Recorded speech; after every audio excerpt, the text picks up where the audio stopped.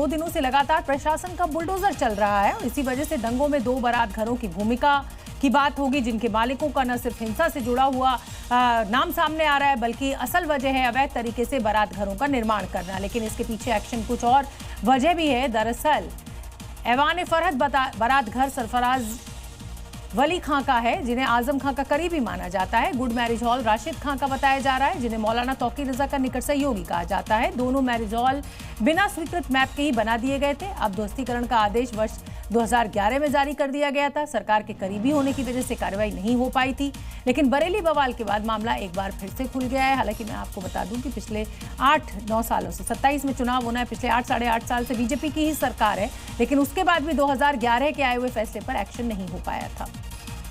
अब आपको बरेली में आज के बुलडोजर एक्शन की ग्राउंड रिपोर्ट हम दिखाना चाहते हैं।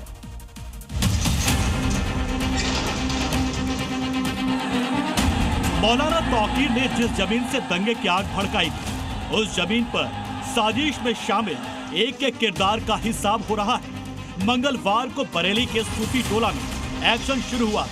बुधवार को कार्रवाई आगे बढ़ी और कई अवैध ठिकाने मिट्टी में मिला दिए गए।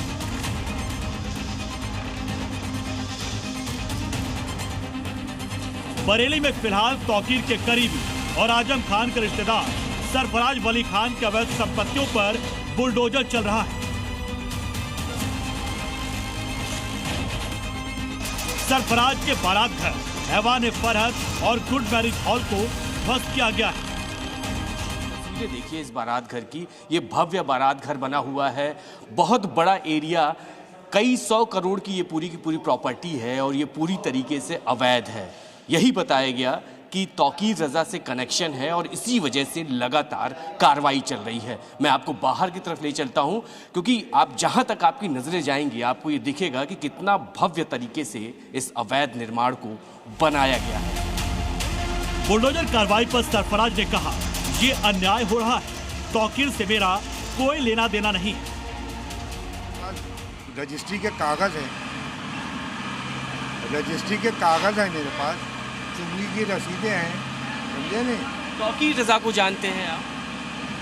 देखो तौकीर रजा को दुनिया जानती है, लेकिन मेरा कोई रिश्ता नहीं है उनसे, न मेरा कोई ताल्लुकात है उनसे, न मेरा कोई मेल जोल है उनके यहाँ, न उनका मेरे आने जाना है, न मेरा उनके आना जाना है, न मैं उनके किसी कार्यक्रम में जाता हूँ, न वो मेरे किसी कार्यक्रम में आते हैं। हाँ, मैं समाजवादी हूँ, समाजवादी हूँ।